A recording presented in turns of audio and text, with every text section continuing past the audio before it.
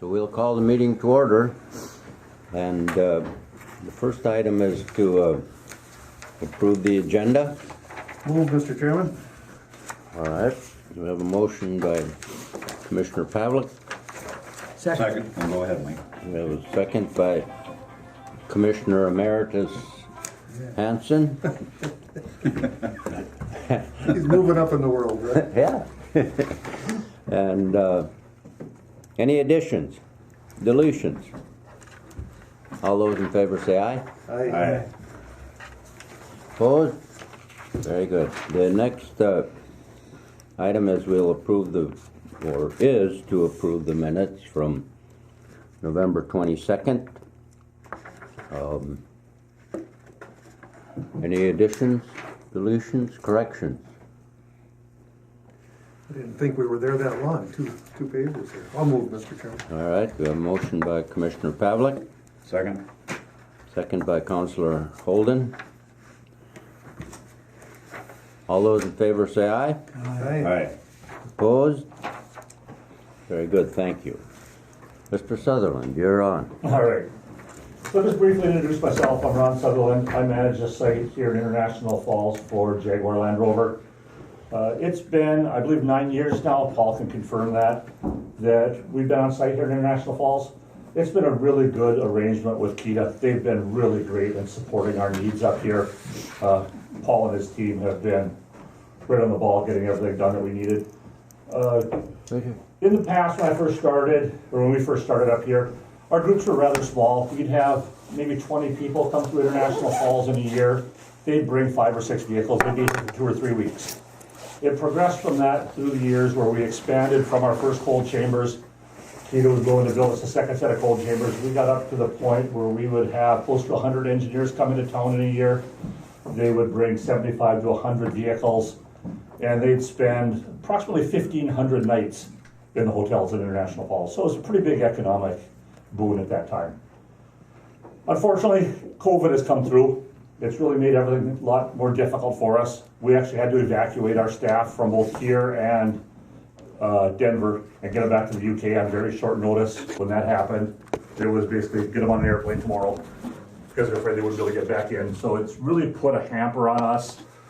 We haven't had anybody in the US since the 15th of March of 2019. So this has been going really struggling for us. In the meantime, from that, we've moved from what we used to be basically primary engineering for engines and transmissions over here to now we've transitioned into a whole vehicle robustness. So you'll probably see our cars driving around town quite a bit more now, more than uncamoed vehicles.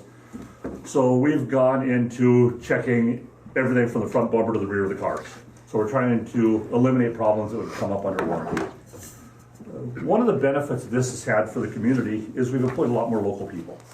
So this year, right now, we're still a bit down on the number. We're having issues getting cars into the country because of the shipping issue. So I think we've got 9 more cars in transit, but it used to be we'd get cars here in 7 to 10 days. Now it's about 45 days. So it's making life is being difficult for us. Once we get up to our full staffing this year, we will have 8 vehicles on the ground here in International Falls. We'll have about 12 people. Some are part-time, some are full-time. So it is basically a 7-day-a-week operation at that point. Since we've been pushed back so far, they're actually, instead of being Monday through Friday, will be 7 days. So all in all, it works pretty well. Weather's been a bit of an issue this year with the warm weather. Thankfully, we've got the cold chambers, so we've been doing quite a bit of work in there. Like I said, spreading the business all around the community. So we do have, like I said, 12 to 14 people we'll have on staff. Currently we're at 3, plus Mark and myself, the full-time mechanics. I think that pretty much covers the basics of what we've been doing up here. Does anybody have any questions for me? First of all, I think we recognize, and maybe the community does too, as well as the whole county, what it adds. Just not in terms of financial sense, but that people will become to know, and in fact, in some cases, very well. Some of the folks who come up here, and in fact, some have even come back in the summertime and spent time here and so forth. But other than the economic impact, I guess my question is, and I'm hoping that maybe as an aside goal for KETA, we can become one of the leading test sites for electric vehicles. Is there much conversation surrounding that? You know, we do have a lot of programs coming in the future. Jaguar Land Rover has announced that all their vehicles will have electric, either all electric or electric components by 2030. So we do have about 12 vehicles coming that are hybrids or electrics. In fact, some of my ones on the boats coming right now are plug-in hybrids. So we do have some of those. We had some last winter as well. We're going to be seeing more and more of the electrification. Honestly, I don't know how much of that will end up coming into the U.S. I'm hoping a lot of it does as our robustness work that we're doing over here. I don't think you'll see a lot of the engineering for the electrics coming over here because they could do it in the UK. It's just cheaper. It's all dollars and cents for companies nowadays. So we will see some of it over here. We'll see our climate teams over here. We'll see some of the smaller groups come over. But as far as the big engineering groups coming in, I don't think we'll see that. We do also have some hydrogen coming into the market. So that's something else that we'll be seeing. I don't know when we'll see that up in International Falls. I expect to see it eventually.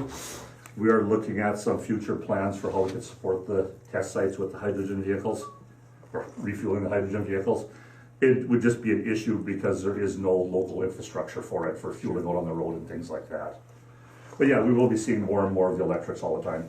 So you mentioned that you had great support from KETA. Yes. Which, you know, we appreciate the compliments.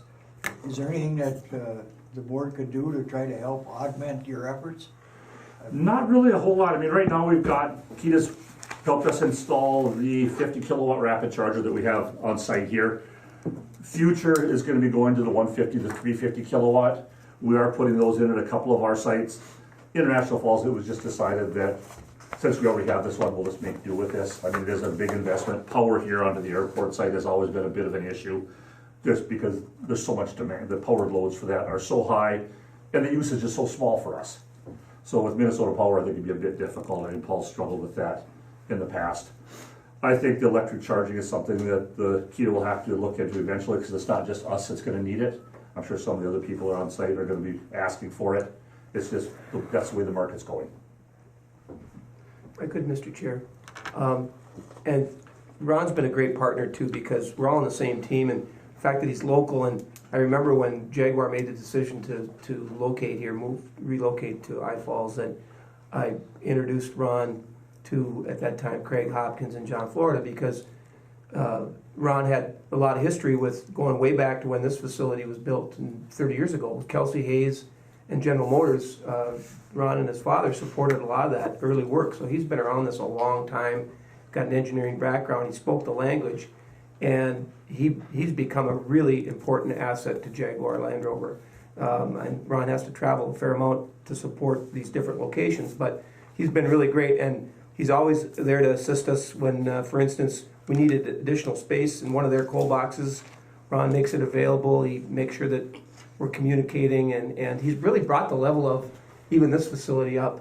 I remember when your company said, we want this color scheme, it's got to be this, and it's got to be that, and at the time it's like, good Lord, I mean, gray is gray, and but it really reflects the personality and the commitment of the company here. So I really appreciate Ron being on our team, and Mark next door too. So, and if we have a problem with, they're always there if they've got time to help us out. So it's been a really good fit, and now that the fact that we've got 3 coal boxes, our footprint here is scaled just about right. I mean, for what we do here, and there's some constraints obviously with the airport, but it's just been a really good fit. So appreciate your help, and also just making what you do for Jaguar successful here. Sure. So. Yeah, I just want to say with KETA's help up here, we've opened 2 additional sites in the U.S. since we opened this one. This site is still our showpiece site. I mean, just the fit and finish and how everything has been done up here, it just stands head and shoulders above all the other sites that we go to. So thank you to Paul and KETA's team for that. Well, and we always have a list every year. It's like, because this is a 30-year-old facility, and obviously over time things need maintenance, but also there's safety concerns, and you know, JLR brings that in terms of, hey, we've got our personnel there here's the JLR safety requirements at every site. So they've actually helped us bring those standards up as well. So it's been a good fit. So Paul McLaughlin and myself and Terry's dad was mayor of International Falls 30 years ago. Yep.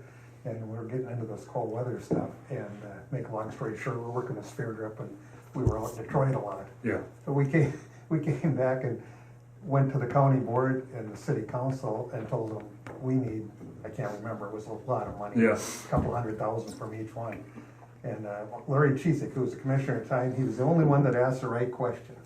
He said, if we're gonna spend this money, do you have any customers?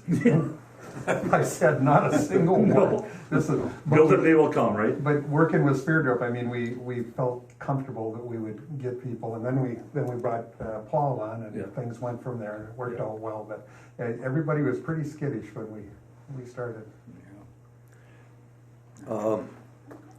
How quickly do you anticipate that the electric vehicles will be the, I guess, the majority on the roads? But would you? You know, it's, the worst thing right now is the charging infrastructure, Yeah. just isn't there. I know Biden is talking with that Build Back Better plan of putting all the chargers in. They're talking a lot of the 7 kilowatt. Those realistically, it takes your car 20 hours to charge. We've had some of our cars here in the US. You need the 150, the 350 charging, really to make a road trip anywhere. So until that infrastructure really gets up, people are gonna be a bit leery. We did sell out our entire EV inventory down in Minneapolis area. I think we sold 70 or 100 vehicles down there.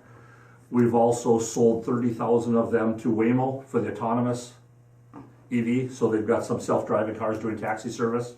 That's actually starting and running down in Phoenix now and in San Francisco. So I've been in them a bit. It's a bit odd riding in a car with nobody in the driver's seat, but it's the future going forward, I guess. That technology they said they will never see in northern Minnesota because they don't like snow. Sure. But yeah, EV is coming. I think for up here, it's always going to be a bit of a hit and miss market. Trailer towing is always going to be an issue because you lose about 50% of your range in trailer towing. Cold weather, you'll lose another 30% of your range in the cold weather. So technology is just changing by leaps and bounds. Our car now is 4 years old. It is so far out of date for technology, it's not even comparable to the new ones that are out. So it's just the technology base is just so rapidly changing in that. I would say in 5 years, you're gonna see a lot more of them. I think with the big Volkswagen push you see right now with them pushing out all the electrics, the Electrify America charging grid that they're investing a lot of money in, that's gonna help the market a lot, and you're gonna just see more and more of them. When you talk about advancements, I read about the solid state lithium battery that's Yes. supposed to be the new. How far along are we with that? You know, we haven't looked at any of that yet. Now, I know we're doing some new EV work with a company. They're actually based out of Canada. I can't remember the name of them right now. Jaguar. They're actually the 3rd largest automotive subcontractor in the world, and they're doing a lot of our EV work. So whether that helps bring a bit more business into International Falls since they're based in Ottawa, it's a possibility. Sure. Comments, questions? Different world. Yes, it is. Yeah, well, thanks, Ron, and thanks, Ron. kind of keep us in the loop. No problem. If you guys want to take a tour through our facilities at the end of the meeting, feel free to walk down. We'll take you through the workshop, take you through the cold chambers, show you some of our new vehicles. We've got our latest releases here in the workshop. So if you're interested in taking a look, feel free to come on down. Oh, great. I think All right. I just have one question, Ron. You Yeah. still riding the horse shows? No. My horses are old and retired. And I'm getting old and I should be retired too. Thank you. All right, thank Thanks, you. Ron. Thank you. Bye, Ron. All right. The next item is the treasurer's report. Treasurer Murray. All right. Sorry about being a little late, but my son got banged up my brand new truck, so I had to go insurance real quick, and it took longer than I thought. Teenagers. Yeah. I think that pretty well sums up life in general. All right. Your brand new truck? Yeah. Well, it's got 3,000 miles on it. Ooh. That's brand new. It wasn't too bad. It could have been worse. All right.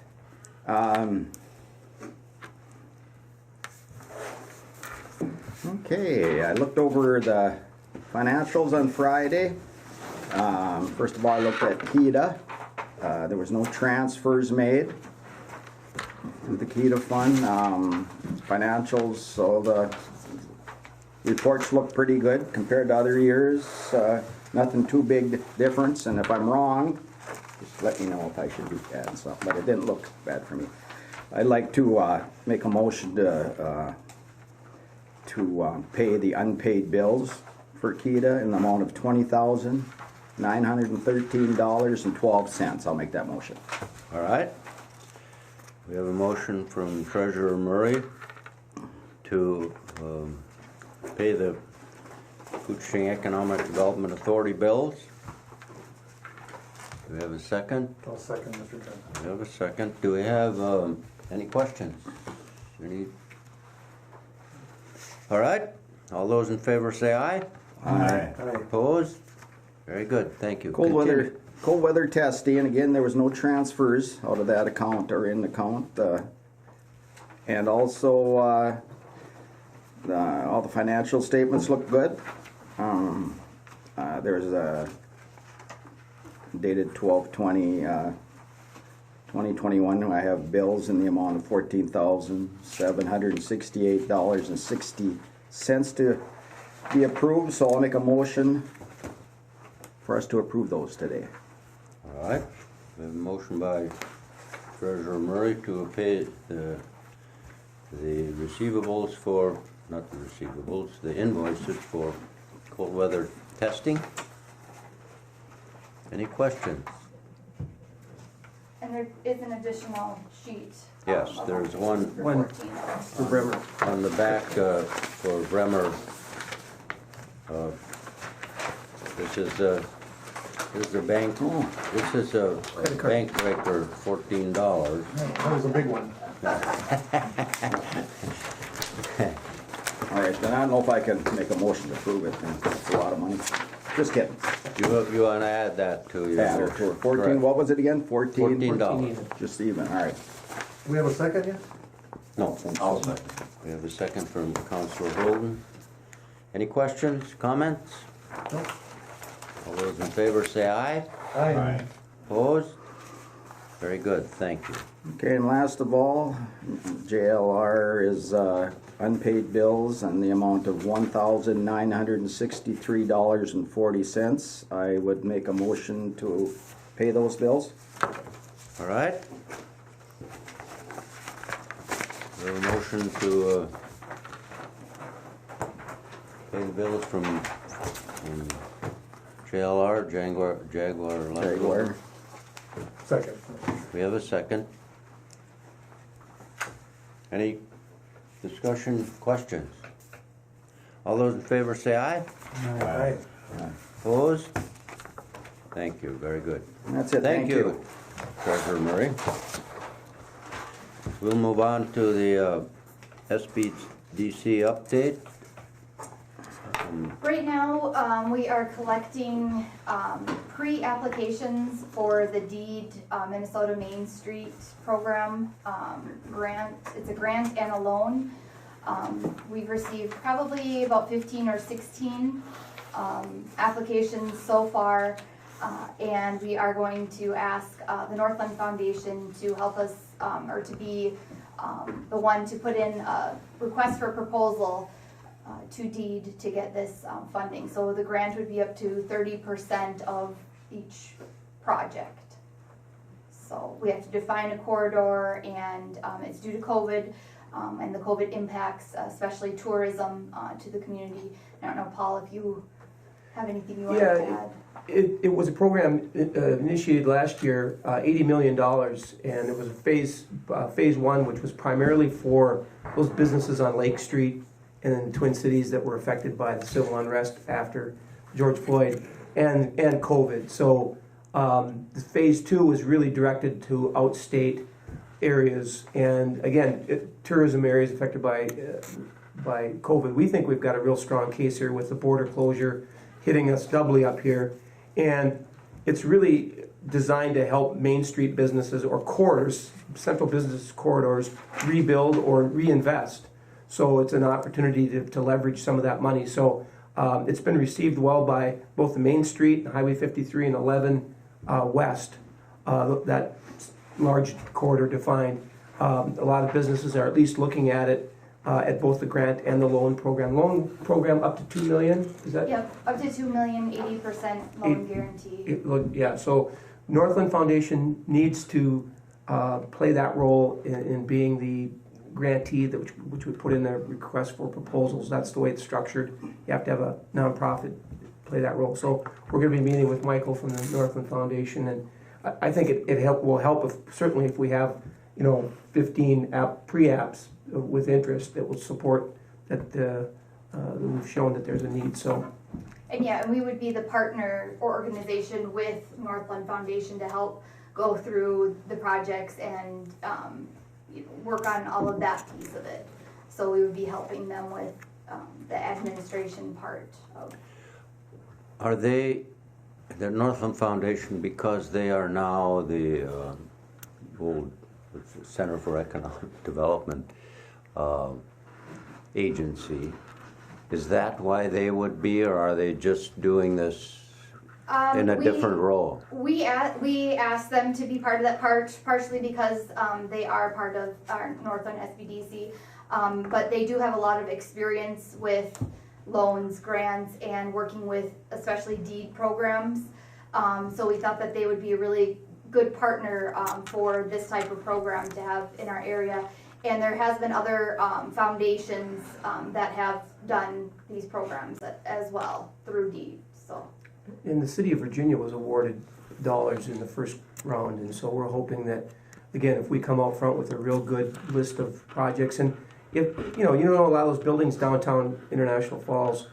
I went through the Masonic Lodge building. It was built in 1911, and it's really hard to justify investing in something that old that needs that much work unless there's some sort of subsidy. So we think we've got some real good candidates up and down that whole corridor that that would use this as an opportunity to invest in a building. So.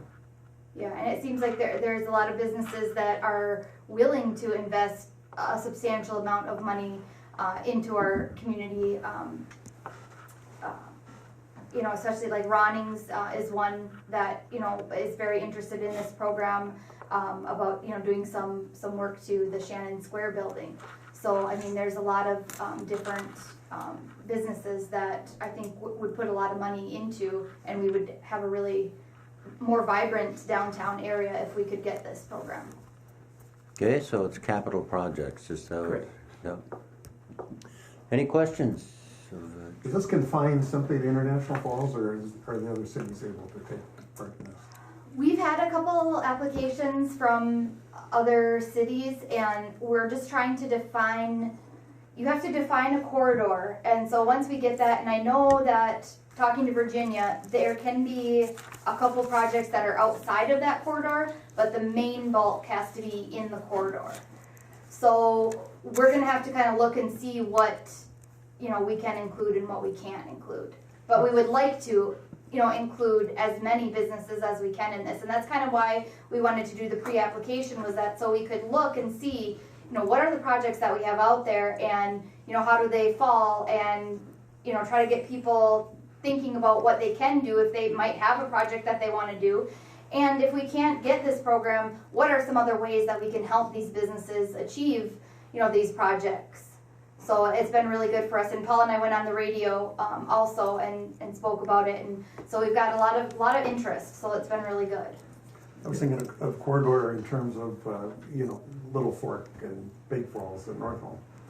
Or is that? I think we could only have one main corridor, Okay. which would be International Falls, but I think that we could say that if it's along that highway, or we could kind of, and that's why we kind of wanted to get are there other projects that we could do, maybe if there's a couple in Little Fork, we could include that in our corridor, and and how that would look. And so that's kind of why we wanted to get these pre-applications and discuss it with the Northland Foundation, and potentially I think we could even get a deed representative to give us some more information about what exactly they want for that corridor.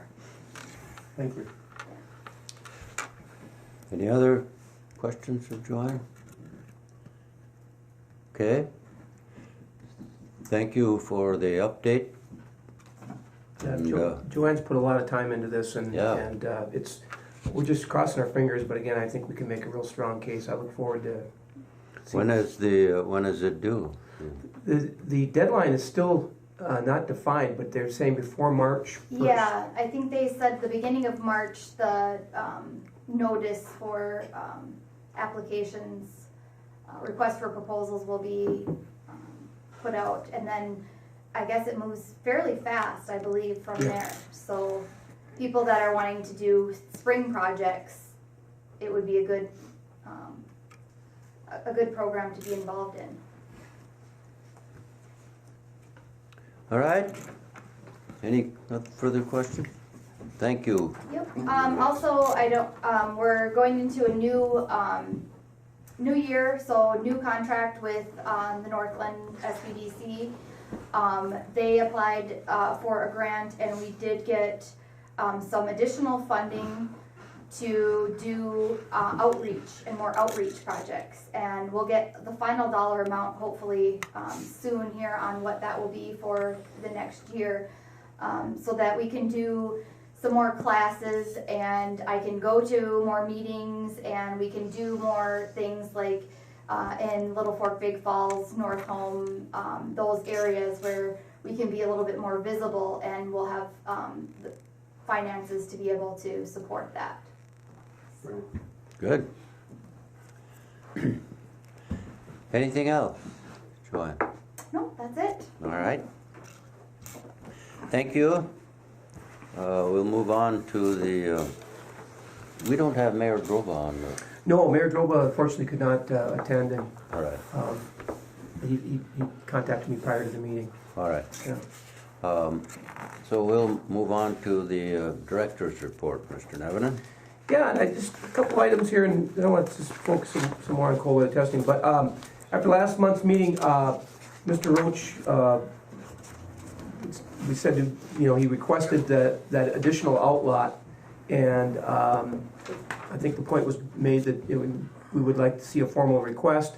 I talked to Mr. Roach last week, and he was going to get it to us prior to today's meeting, but unfortunately has not done so. But the indication is that he will have a formal request in writing for that last outlot that he is looking at. So at the next meeting, I'm hoping that we can deal with that. And nothing will happen until spring anyway, but that will kind of consolidate. You ended up with quite a bit of that. Yeah. And he's doing there's a lot of activity in there because of his efforts. So, and one other thing related to the business park is that Granite Digital did sign an agreement with Kita for a number of lots as part of their data center project. That agreement has expired, and I've requested that Joe Mershon of Granite Digital, who is out of state at the moment, provide an update to this board, and just to see where they want to go in terms of extending that agreement, or what's happening in regards to that project that's been out there for a while. So, and he has agreed to, at our next meeting, he will provide an update. So I'll look for an update there. Onesimus LLC, that's the logistics group out of the Twin Cities that was up here looking at our infrastructure and as it relates to the foreign trade zone, the rail, and a warehouse for multimodal development. They requested an NDA as part of their development proposal here between us, Kita, as well as MD&W, and I had Attorney Shermone review it. He said it was he had no issues with that, so I have signed it, and I have requested from Onesimus that they provide a project overview to this board when they have when they can make that presentation. So I'm anticipating starting the year with a project proposal from them, and that's exciting too, because it's been a while, and I think they seem to have the capacity and the experience in putting something together, and the financial wherewithal. So we'll see where that goes, but it's a good first step toward some sort of development, which will involve rail, trucking, and the customs in our foreign trade zone here at the border. So, EV charging network, Commissioner Schobloom and Mike Hansen went before the Lake of the Woods County Board last week to present the concept of this corridor along Highway 11 from Shea to the North Dakota border, and reaching out to some of these counties first to get representation. And Mike, maybe you could provide us with a little update how that went. You survived it, that's a good sign. No, it went well. Good. We were received well, and the Lake of the Woods County Board is at the reorganization meeting coming up here in 2 weeks. Are going to appoint a permanent member to the committee, and Roseau County has also been contacted, and there is a whole bunch of other contacts that have to be made, but to get all the counties together to be able to sit down and concentrate on that one project and decide where it goes from there, they're ready to go. So there's been some progress. Good. Yeah, I look forward to continuing meeting and getting that group together, and because again, as Ron indicated, that's where the industry's going, and cold weather is going to certainly be impact that whole infrastructure. So we want to get out front on it, especially if there's federal dollars. So, and I did want to host here this morning, primarily because I know some board members have not seen the facility here, and cold weather has become such an important part of our revenue stream here. It's what funds our office to a great degree here. So I think it's important to kind of see it firsthand and get a look, see at what supports us here. I did invite Tim Jackson, who is our on-site support person, to be here, but he's out plowing for the airport, so he could not join us. But I wanted to invite Ron too, just to provide his perspective. But again, this facility is 30 years old, and the city and the county jointly built it to support Kelsey Hayes at the time in General Motors in ABS development. And Kita took over management of it in 2001, so I've been involved since that time. And there's been a lot of changes. It might not look like much, but there's been a lot of changes here at the facility, especially with Jaguar coming on board, and we'll have a chance to walk through. But I think one of the reasons that we've been successful here is we're scaled properly, meaning there's a couple of facilities in Baudette that are very large. They do a lot of dynamics testing, so they're doing suspension and ABS, and you need a lot of real estate for that. You need a lot of like ice and packed snow. You need a lot of different surfaces. Basically here, we're cold start in the chamber and drive out. Cold start, drive out. It's a lot of transmission work done here. We've got a real cost-effective location here, and it's convenient. People can fly in, and we're right across the field. They rent a car. We just had a group here finish up on Saturday. So we've got 12 weeks right now scheduled for the facility, and that's typically how we run. Is a group will come in on Sunday night. They'll put the vehicles in the cold box, and they'll test through Saturday morning, and then leave, and the transports will come up and pick up the cars. So, and again, it's been a really good partnership with having JLR and Ron on board in helping us here. But a big reason for our success is Tim Jackson, and that's why I wanted to have him here, because he plays so many roles here. He's on-site support, he does the plowing, he does electrical, he does maintenance on the facility. He knows the cold boxes in and out because he's been with them since the beginning, and he's actually been around cold weather testing with the Einerson family since the 70s, say. Bell helicopter days. Yeah. So he's really been, and the other thing is, Tim's 64, 65. He'll be here at 5 in the morning if we need him, and he'll be here till 8:30 at night, and he works weekends. And he knows how to deal with, sometimes engineers can be difficult. I'm just saying that. And he knows how to handle people. And so I just wanted to publicly recognize the effort that he puts in, as well as Einerson's. The guys over at Einerson's are very helpful. If we need something, anything, they're there to support us. And Kyra, because one of the things that's happened is the sophistication of even accounts payable. It used to be, because we're such a small little vendor in the scheme of things, we could send out an invoice to an engineer and he'd forward it on to his boss and then it would go up the food chain. Well, that doesn't happen anymore. Now it's third parties and you've got portals and it's all online, and it's one customer we just had, their third party is in Romania. So we're trying to communicate with Romania, and Kyra's figured out how to get into the systems and work it. So I wanted to Navigate the system. Oh man, I couldn't do it without her because it's complicated. So I wanted to recognize that as well. But we can take a little walk around. But again, it's pretty simple. We got 2 shops here, and that's I think the brilliance of the design here. You can host 2 different groups at once. We got common doors here, and a common wall. But we got a smaller shop on this side, and then the JLR shop on that side. We got the original box, which is 20 years old. The first JLR box is 10, and then I think the newest one is 4 years old.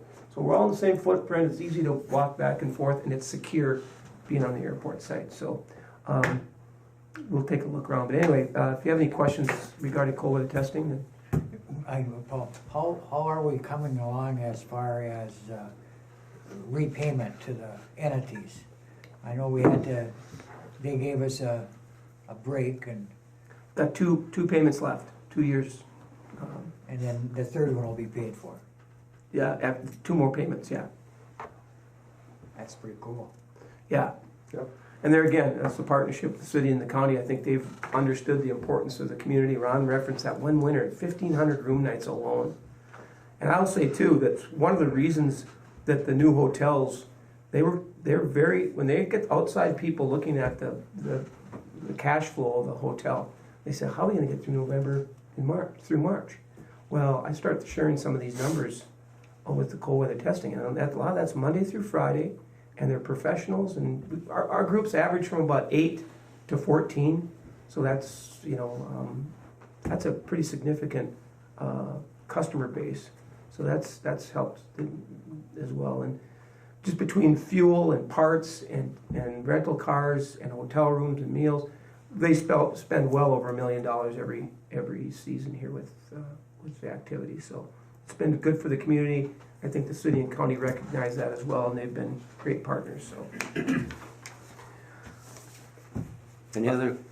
beyond that, I just wanted to mention a couple quick things. Green Tech, City of International Falls, through their EDA, has agreed to move the sewer line, which Green Tech requested so that they can expand. And so I appreciate the city looking at that and seeing the value in that. And Green Tech's planning their expansion for this spring.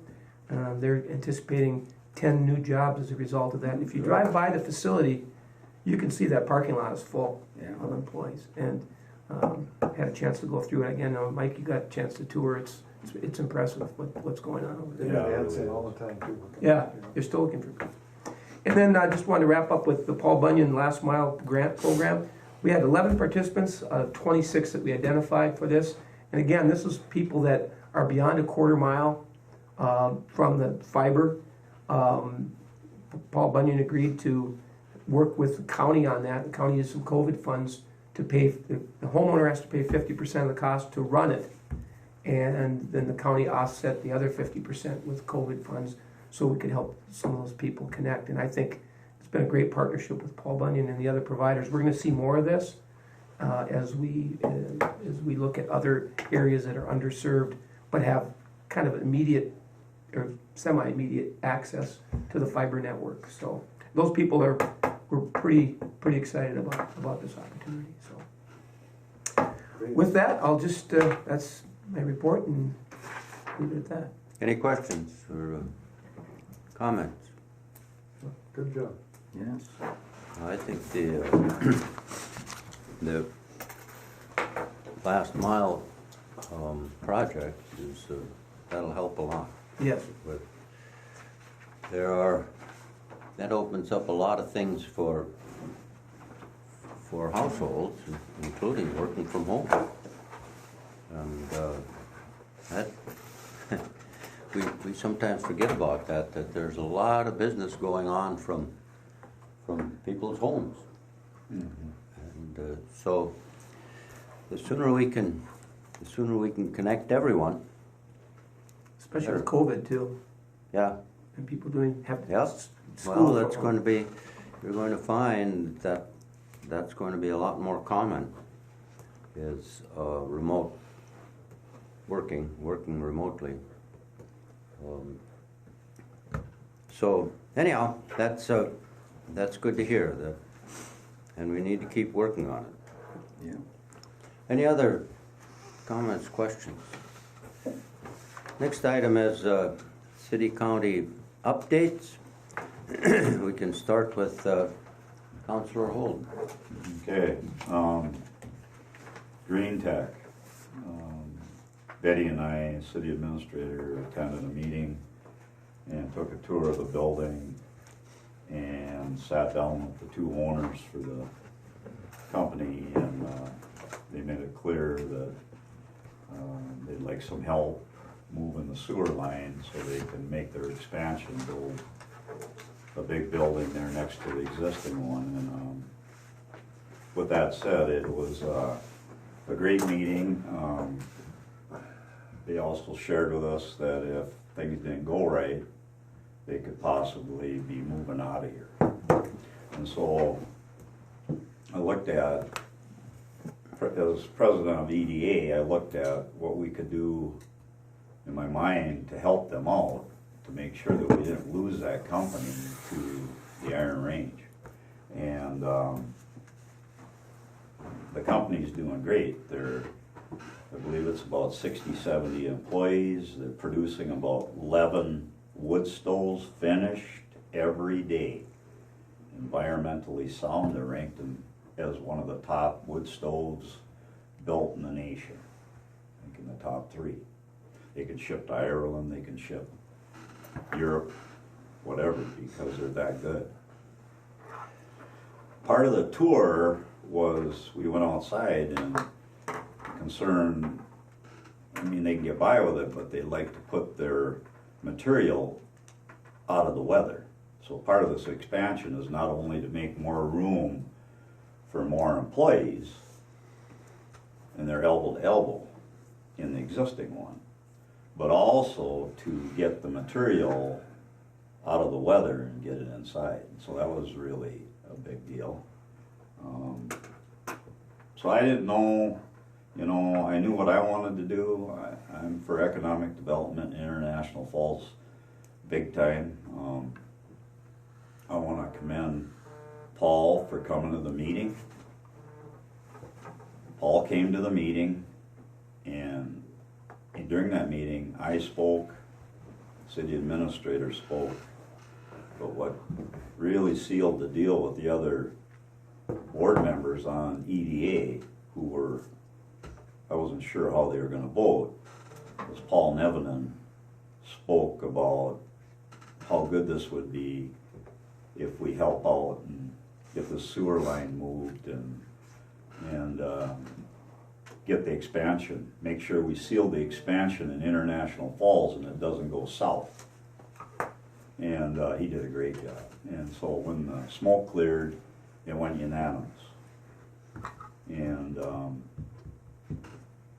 so now we're looking forward to it. What the deal is, we decided to back Green Tech and moving that sewer line. Part of it is a deed grant and part of it is through EDA, Falls EDA. So with making that motion and getting it done, we're going to move forward, and they're going to move forward with the expansion.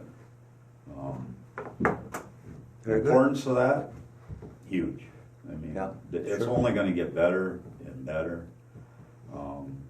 So that's one of the things I've been working on. The other one is I'm chairing a meeting tonight, special EDA meeting, because the museum's got a roof that's leaking. And I believe the county's going to help out, what I heard. You guys are gonna help out? Huh? You guys gonna help out? Yes. All right. That's what we were hoping, huh? So, part of my meeting tonight, I mean, in fact, the whole thing in the agenda on that meeting is to discuss how we're gonna help make sure that that roof gets fixed. There's a lot of stuff in there, and part of this is this museum is drawing in people to International Falls, come to see Bronco, come to see all the stuff you know, that's in that museum and stuff. And so, for me, it's economic development. Yeah, a lot of people coming and going and stuff, and you can't have a roof that's leaking. So, I mean, there's a lot of good stuff in there. So, that's on the agenda for tonight before our city council meeting. We're having a special EDA meeting. Where are you going? No, we won't be here. I gotta go. And I guess for me then, that's what's kept me busy. That and deer hunting. I kind of was gone. Important stuff. Yeah, yeah. We'll, Sometimes the phone would ring in the deer stand, you know, but. Yeah. we'll forego the deer hunting stories. I think. Yeah, you don't want to listen to me talk about that. I think the last 2 meetings we had quite a few. So, all right. Do we have any updates from the county? What do you think? Well, we haven't been doing much, have we? Yeah, we've just been sitting around. We're working with Lake of the Woods County. Well, now that we mentioned Lake of the Woods County on cold weather testing, we're being forced to build a new jail facility. And so we're starting to put things together there. And one of the things we're looking at, and we're gonna be speaking, in fact, we were supposed to do that yesterday, but we had to move the meeting. But we're gonna sit down with Lake of the Woods, and, you know, they're not in a position to build a brand new jail for 4,000 people. And of course, our population's been declining too. And Terry and I were kids, there was 18,000 people here, we're down to 11 plus nowadays. And so, when it comes to the cost of building a new jail facility, we're talking a lot of money. And if Lake of the Woods can be a partner, it would help both of us. Oh, yeah. And so that's what we're working on right now. We'll see where that goes. Other than that, Terry? Let's see, well, we're also, Wade and I again are on this, we're working with the city, they're looking at getting a ambulance district. Because you guys have been in the hole every year for, you're not getting total support. Right. So, we're having meetings, and we had a good one, I think, the last one. We started moving forward, we got a group, and what it ends up with, what the goal is to have a ambulance district with the kind of services that everybody would want, and that seemed like it would be a easy task, but it's gonna take a while to get everybody, because there's a lot of different ideas of what ambulance service means to us, to each of us, so we're working on that. Also, a meeting tomorrow, I think, finally getting our committee going in regards to the American Rescue Funds, which is about 1.4 million, I think. We did already committed some funds already, but hardly any compared to what's out there. So we're going to be meeting tomorrow. Still there's a lot of areas that you can spend in infrastructure, like sewer and just it's a lot. And that's what we need to do is get a idea of what the community wants to spend that money on, So we're plugging away, and hopefully tomorrow we'll have a little more for information for people because there's a lot of question out there right now what and how to apply for the money. So that's all I can think of right off. All right, thank you. And the end of the rainbow. It is, December's been good to Out County, Koochiching. And I can start by telling you that they all said Merry Christmas and Happy Holidays and send more money their way. But in Little Fork, you'll find them working on a safe routes to school plan, their airport layout plan. They're gonna do more work on their community building to add a set of doors that will go out to the new gazebo plaza. Some campground and park improvements are gonna take place next year. And they now have a dump station for campers at Lofgren Park. Some of the work, the cement work particularly, will be done next spring. But they appreciate it, and they also mentioned that Akita staff has been top shelf anytime they call and ask for help. That's Little Fork. Morgan Skiles is the city clerk in North Home, and they had projects this summer, and they're putting some finishing touches that will be done in the spring to complete projects, including paving and dirt work. They have a plan right now for a couple of different projects. Their main focus is gonna be their campground, and I don't know if you folks have been east of Northholm, but they got a really, really neat spot. They did some upgrading for the water and sewer at the campground this summer, and they have some stuff in the works to continue the upgrades and amenities. They're working on their city playground. It's outdated. It needs to be refreshed. Their details are being ironed out, so they don't have a real good idea of what it's going to take. But again, they thank the Kita staff and appreciate Paul coming down to their first Wednesday of the month meetings. It keeps them in touch, and it gives them an opportunity to chat. And I know that in the journal and in your packet was Big Falls. They awarded a grant of over $1 million to develop the River's Edge area, the campground. And I don't know if you've been in the campground yet, but if you're driving by, go in and take a look. It's modernized and it's pretty neat. So the $1 million is going to really sparkle, and I think it'll probably end up being a place where, as a destination, people come just to camp there. They're hiring a second maintenance person right now because the gentleman they've had for many years is about to retire. Naturally, I think mainly because the city's so small, the applicant pool is just not all that as big as they would like. They'd even look for someone that wanted to locate in rural Minnesota with a job that has excellent benefits. They said, if you know somebody, send them this way. They said that their jobs that they have right now are offering a full-time wage and excellent benefits. And again, they mentioned Kita and the fact that they don't feel forgotten by them. So that's what's going on in that part of the area. I didn't contact Rainier because the journal seems to be touching on them at all times. But I would like to chat a little bit about Birchdale, and we can start out by saying good bowling. As you know, a young lady from Birchdale opened and operating the Timber Pins. And, Oh, is that, okay. Yep, and she's already an entrepreneur and has been for some time. So this is a pretty big step. And of course, naturally for International Falls, it's a good thing. So good bowling there. And then I'm looking for some help and advice. I got a call a few days ago from some folks who were involved in the music industry most of their lives. And they told me that they have a contact in Chicago, Illinois, who for the last 40 years has been in the music instrument business. And evidently there has been an influx of instruments from China and other Asian countries, and it has driven down the price. And they have inventory. Some of their inventory is getting more difficult to sell.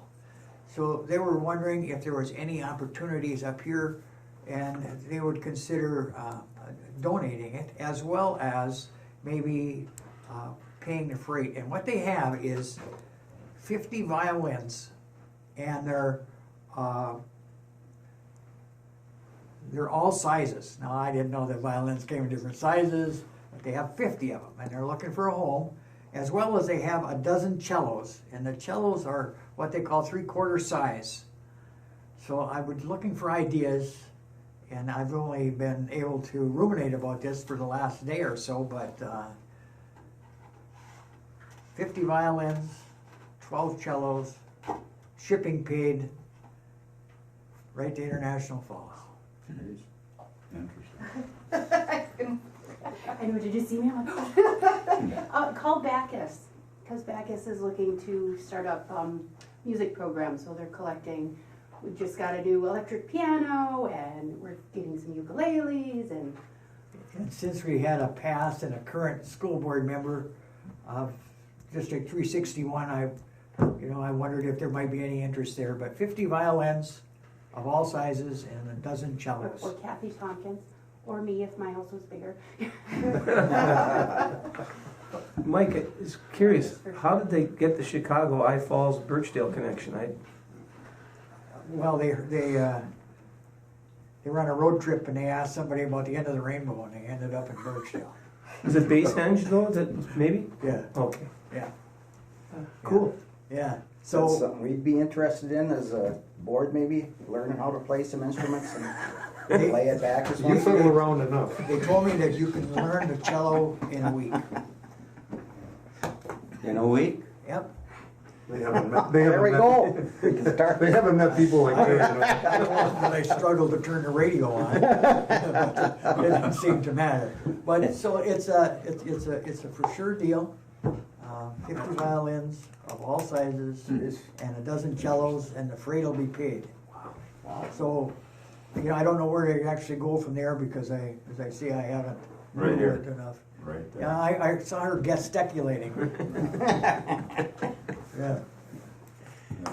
And Well- so we contact you, you're the contact? I guess. I'm retired, But I just thought it was too good not to do something. And I have a real interest in the Historic Museum here. I don't know if you've been in and taken a look at how bad the leaks are. We're not talking a pail underneath the leak. It's a flood. Yeah. And there's just things in there that they've struggled to not even put out, because worried that there's gonna be some issue. Do they have it under control for now anyway, though? I mean, I know it's just temporary. Yeah, kinda. Yeah, okay. It literally had to be down there all night long. Yes. And I don't know that if you guys know this, but they set every record they've ever had for attendance in the last 18 months. Yep. And, you could argue maybe COVID had something to do with it, and I'm sure it did, but they've worked hard. You would think that COVID would actually restrict attendance. There was a lot more people here at Voyageurs National Park and Oh, yeah. and other places because they couldn't go in. Yeah. That's right. But they've set every attendance record they've had. That's wonderful. And I love those History on Tap programs that they have occasionally. And they've brought it down to North Home and, but Birchdale. that they're, people are really interested in that local history, and especially when they personalize it with Mike Williams, and some of the presenters are really good. So that's all I have at the present time, Mr. Chair. But happy holidays from Kirk Cooch Rural. Very good, thank you. Just one question, Mike. Yes.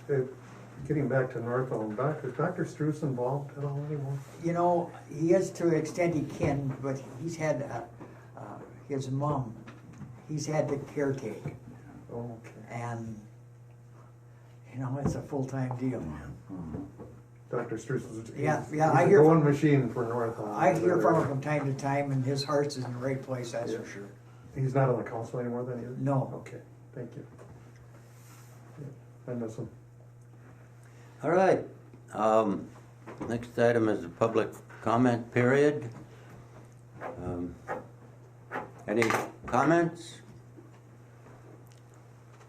Hearing none, we'll move on to set the next meeting.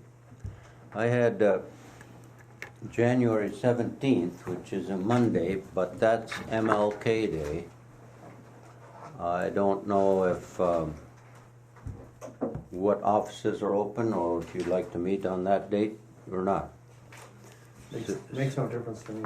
What day is that again? 17th. Yeah, I'm fine with it. Yeah, I'm good. Is the Kita office open? Yes, I mean, we could, technically, yeah, we could, yep. All right, January 17th it is. 10 o'clock. Merry Christmas, Merry Christmas. Happy New Year. Merry Christmas to Merry you. Christmas. I think we've had a good year, considering all the obstacles and whatever, but we're still here. And I would like to also extend that, and this is kind of a hard time of year to decide whether you're gonna be naughty or nice. When we were young, there was no choice. Naughty, it's like, Depends on if you want to have fun or not. Mr. Chair, I have fun every day. Good for you. well, something's going for us because in the time we've sat here, the clouds have left, we've got blue sky and the sun coming out. When I was coming here, I came through those big high gates, Gotta remind me back when I visited you back in prison back in. Thank you all. I still go there once a month. All right,